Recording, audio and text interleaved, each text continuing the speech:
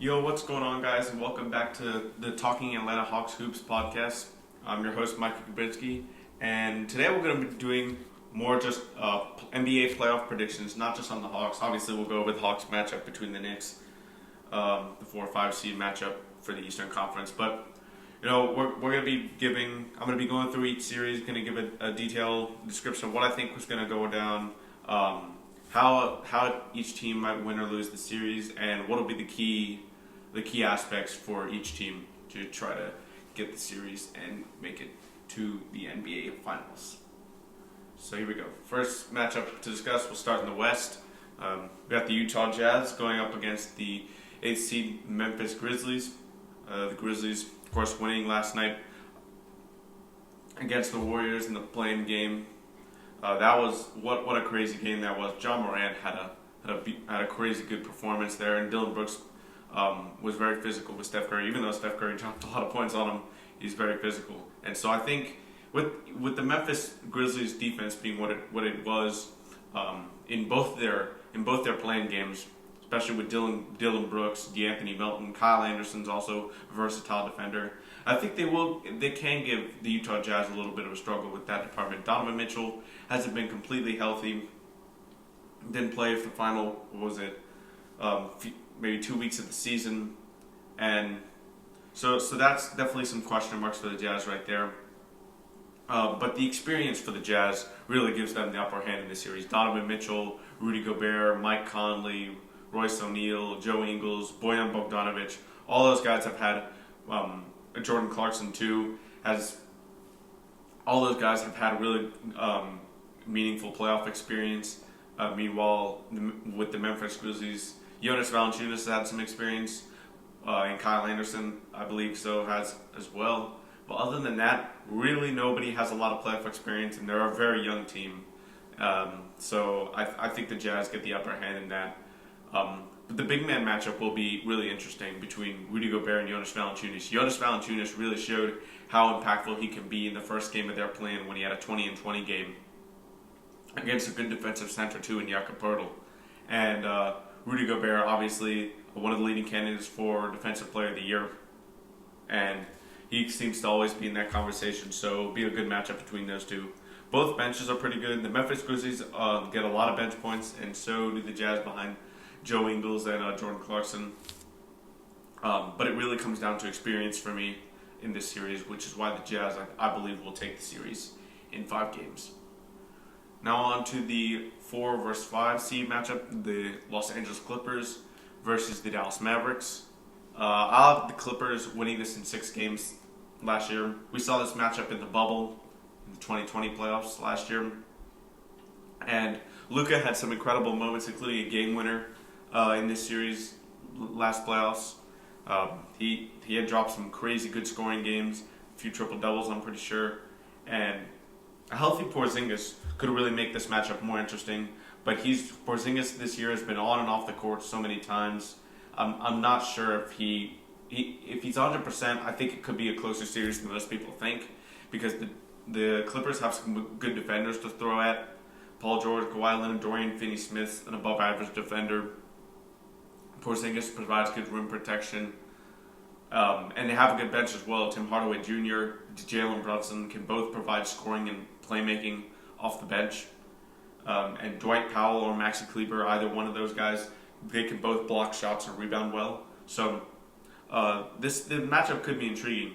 But and more importantly for the Clippers, they didn't play good basketball down the stretch. They kind of limped into the playoffs. All that controversy around them, resting guys just so they can avoid the Lakers in a matchup in the playoffs. And really, I think most people think that that's true. It does really look bad on them, and I believe that the Lakers took it personally. Like they were scared of the Lakers, which is why a lot of people, including myself, probably just don't take a very good liking to the Clippers. I don't know. It's just something with that organization, the way they've handled themselves. I don't know. But they do have They do have Rajon Rondo, playoff Rondo.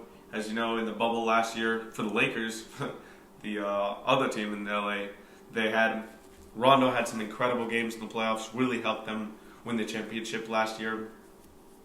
And also, of course, the notable PG-13, Pandemic P, Playoff P, whatever you want to call Paul George in the playoffs. He's had some notable struggles, but I believe this year will be different. I don't think we'll see the Paul George that we saw last year with all the craziness in the world at that time. And it still isn't a complete normal world now, normal life now. But I believe Paul George will show up in this series, and I think he'll play well. And if Kawhi and PG both play well, I think the Clippers got an easy shot to win the series in 6 games. Now on to the next series, the 3rd-seeded Denver Nuggets versus the 6th-seeded Portland Trail Blazers. Now, similar to the Celtics versus Nets, the Nuggets are missing Jamal Murray, and that's really what is going to swing the series to Portland in my opinion. I know Jokic, one of my favorite players. I love watching him.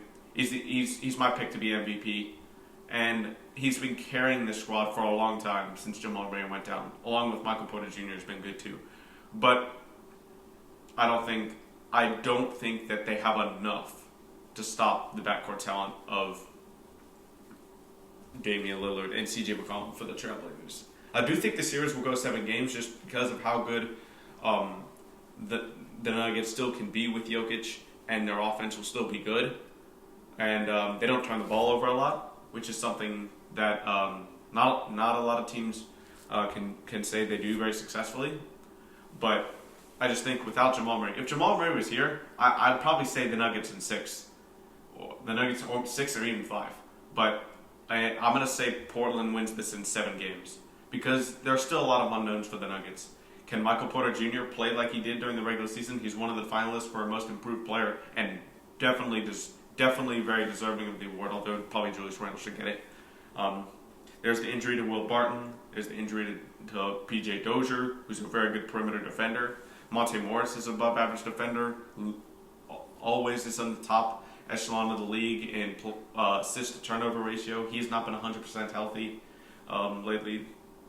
So besides Facu Campazzo, who's going to defend Damian Lillard and C.J. McCollum if P.J. Dozier's not back? And with their guard depth being depleted, Austin Rivers can play a really key role in the series. I'd say he'd be a good fit to defend C.J. McCollum. His size against C.J. might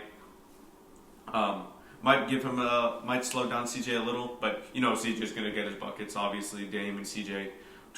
one of the best backcourts in the NBA. They're going to get buckets. It's just, can you slow the rest of the roster down and make it hard enough for them to expend a lot of energy to make sure that your team can stay in the game? And that's what the Nuggets will try to do. And Jokic has carried this team to this point. He's the MVP. Maybe he can do it again in the playoffs. We'll see. But overall, I just think in a 7-game series, Damian Lillard and C.J. McCollum will be too much for the Nuggets. So I'm going to say Portland in 7. But it can easily go Nuggets in 7 as well if Jokic plays like he did during the regular season. And then for the final matchup in the Western Conference, we have the 2-seeded Phoenix Suns versus the 7-seeded LA Lakers. Now, this is the most intriguing matchup in the West, in my opinion. The Lakers didn't play well against the Warriors in the play-in, winning by 3 points. That lucky shot by LeBron, or whatever you want to call it, luck, skill, seeing 3 rims, or whatever you want to call it. He made the shot, and so that got them through to the playoffs. But the Lakers didn't play well in that game. It was a close game against a Warriors roster that they should have easily beaten. And Anthony Davis didn't look good. He just hasn't looked good since he came back from his injury. The Lakers need him to play well. LeBron said he won't be 100% because of his high ankle sprain. Playoff LeBron's a different animal, though. He's going to get his points, his assists, his rebounds. He looked fine in the playoffs in a play-in game versus the Warriors. So he'll look to assert himself in the court and make sure that he puts his handprints on this series. But Anthony Davis really has to play well for the Lakers to get past the Suns. And the Suns have some interesting matchups. Mikal Bridges will probably guard LeBron. Mikal Bridges is an excellent defender. It's a lot of steals, good on-ball defender, knows passing lanes. DeAndre Ayton, If the Lakers play Drummond and Harrell, I think they put themselves at a disadvantage. Gasol's their best center. Well, really, Anthony Davis is their best center. But Anthony Davis has expressed time and time again he doesn't like playing center. He wants to play power forward. But I think that's detrimental for the Lakers if he plays power forward. Now, they probably will play him at power forward, especially with Anthony Davis injuries this season.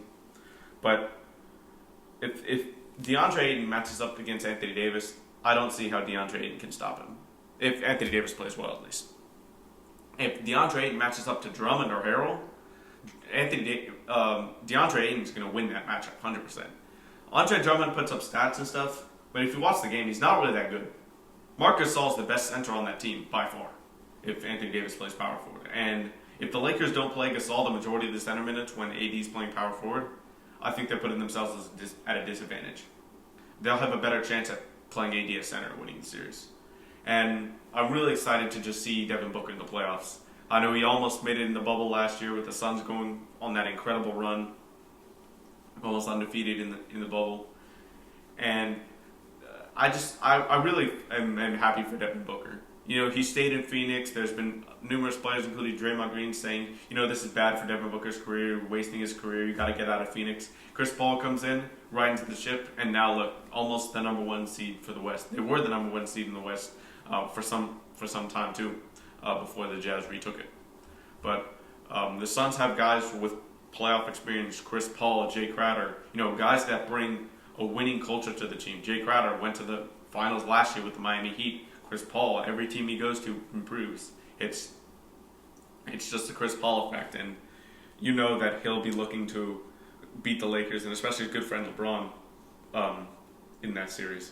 But ultimately, I think it'll be a close series.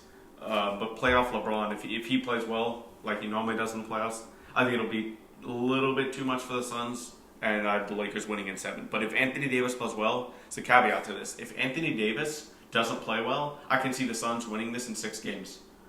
The Anthony Davis is really, really the key for me in this series. Alright, so that'll do it for the Western Conference. Now on to the Eastern Conference. The 1-seeded 76ers versus the 8-seeded Washington Wizards. Now, the Philadelphia 76ers, I'm going to see, I have them winning this in 5 games. I want to see this series go 7 games, but I just don't see how the Wizards can slow down Joel Embiid. Embiid, obviously an MVP candidate, you know, he might not win it because he missed a lot of games this year. Jokic played every single game, so we'll see. But in my opinion, they need to play Daniel Gafford. The Wizards need to play Daniel Gafford more, and he's their best defensive center against Embiid. But Embiid just has a lot more size on him, and Alex Len and Robin Lopez can't stop Embiid. So I think that's going to be a huge problem. Who's going to guard Tobias Harris, Ben Simmons? I mean, Russell Westbrook can maybe guard Ben Simmons or Tobias Harris, but again, that's size. That's an immediate size disadvantage for Russell Westbrook. Obviously, you don't want to put Bradley Beal on Tobias Harris, Ben Simmons. Obviously, not Joel Embiid, but because Bradley Beal's hamstring, and he's not been playing well since he's had that injury, unfortunately. Really, I want to see a fully healthy Bradley Beal and a fully healthy Russell Westbrook, see what they can do in the playoffs, but unfortunately, it doesn't look like we'll be getting that. Bradley Beal's hamstring injury has definitely hindered his success a little bit down the stretch. It's just not a lot of favorable matchup for the Wizards on defense. But on the other side, as far as the defenders the 76ers can throw at the Wizards, they have a lot of perimeter guys that can give the Wizards' elite backcourt some trouble. Danny Green, Matisse Thybulle, George Hill, all good perimeter on-ball defenders. And Matisse Thybulle especially, always physical, always going to get into your head, and one of those guys that just changes the course of the game once he comes off the bench and plays at the energy he had. And with the injury with Bradley Beal's hamstring probably holding him back, I just don't see how the Wizards can get over the hump. I feel when the 76ers think we'll win this in 5 games. Now for my most exciting matchup, the Hawks and the Knicks. And you all know I'm a Hawks fan, and I'm just excited to see the Hawks in the playoffs. I'm excited to see the Knicks in the playoffs too. It's been a while, and it's just a coincidence how the Hawks and the Knicks, 2 teams, haven't been in playoffs in a few years. The Knicks a lot of years, but the Hawks in 3 years, I believe, coming in and matching up. Going to be a fun series. I have the Hawks winning in 7, and I think this will be the closest matchup out of any matchup in all the playoffs. You got to look at how the Knicks beat the Hawks in the regular season 3 times and almost throw it away. So the first time the Knicks faced the Hawks, Lloyd Pierce was the Hawks coach, and we know how that ended. They fired Lloyd Pierce, brought in Nate McMillan. The Hawks have been one of the best teams in basketball ever since Nate McMillan took over. And then the other 2 times, Nate McMillan was the coach, but it was a close game, and then Trae Young got injured halfway through the third quarter, didn't play the rest of the game, and the Hawks still took the Knicks to overtime. So I really think that you got to throw away those 3 matchups. Trae Young didn't play in the other matchup versus the Knicks. So you haven't seen a fully healthy Hawks squad except for that one game with Lloyd Pierce, and Lloyd Pierce just couldn't coach this team this year. So you have to really throw away those games. It should be a clean slate. Now the Hawks have the advantage in more depth. Danilo Gallinari, DeAndre Hunter, Kevin Huerter, Lou Williams, Trae Young, Bogdan Bogdanovic, Clint Capella, John Collins. All of those guys can go up and put up points and have a huge impact on the game. Now the Knicks with Julius Randle, R.J. Barrett, Derrick Rose, Emmanuel Quickley, Nerlens Noel, Alec Burks, and Reggie Bullock. Those guys are going to have the biggest impacts on those games for the Knicks. But there's not as many guys there as the Hawks do. I think if Julius Randle if the Hawks are able to somehow slow down Randle and have maybe a couple bad games, I think the Hawks can win this series maybe even quicker than 7 games. Really, the offense revolves all around Julius Randle. At the end of the game, it's a lot of isolation for him. The Hawks will look to double team, I'm sure. Maybe have maybe R.J. Barrett shoot it, Elfrid Payton, if he's in the game, shoot it. Notable below average 3-point shooters. But I think the Hawks' depth will really give them the upper hand in the series. The Knicks' scrappy defense will give the Hawks some trouble, though. Under Tom Thibodeau, he's really has this team playing good defense. But especially because Clint Capella will protect the rim, and John Collins will make them run. The Knicks have both teams don't have a lot of experience.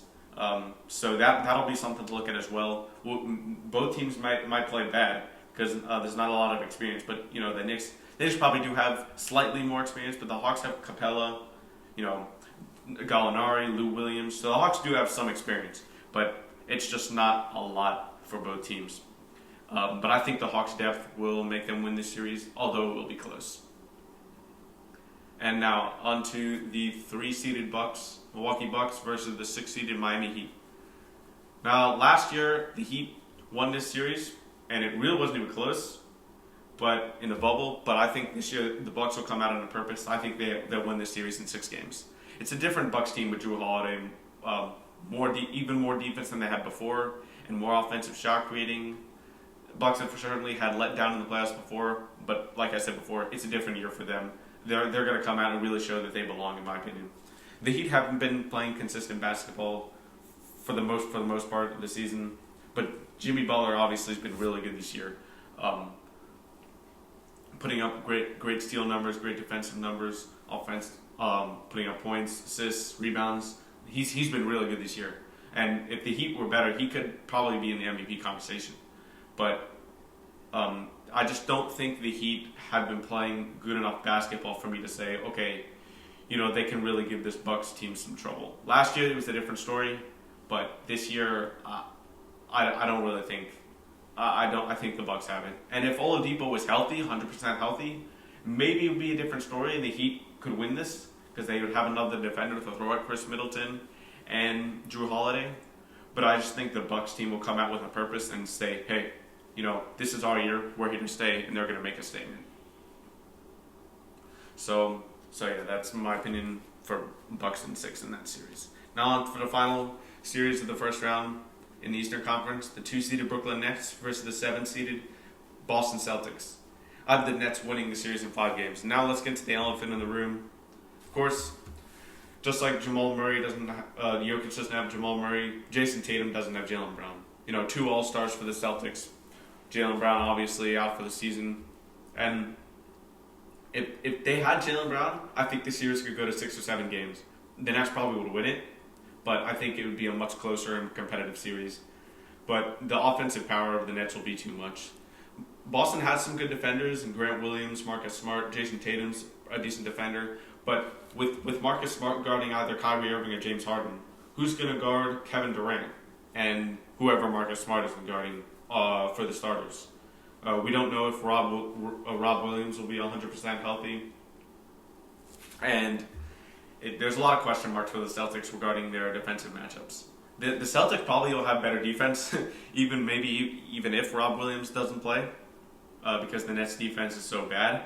But there's just so much offensive power, offensive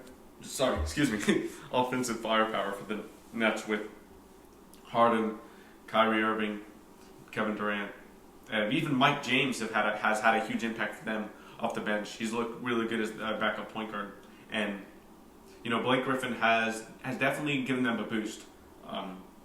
As far as depth, playoff experience, they have all the playoff experience in the world too. Celtics do too, but the Nets, Harden has the longest active NBA playoff streak, so it's just too much talent on the Nets squad for the Celtics to overcome. Even with the Nets' bad defense, so I have the Nets winning in 5 games.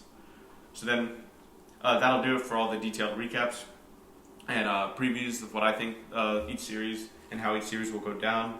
So again, here we go. So Utah, we'll go over it again one more time. The Jazz versus the Grizzlies, I have the Jazz winning in 5 games. The Clippers versus the Mavericks, I have the Clippers winning in 6 games. The Nuggets versus the Trail Blazers, I have Portland winning in 7 games.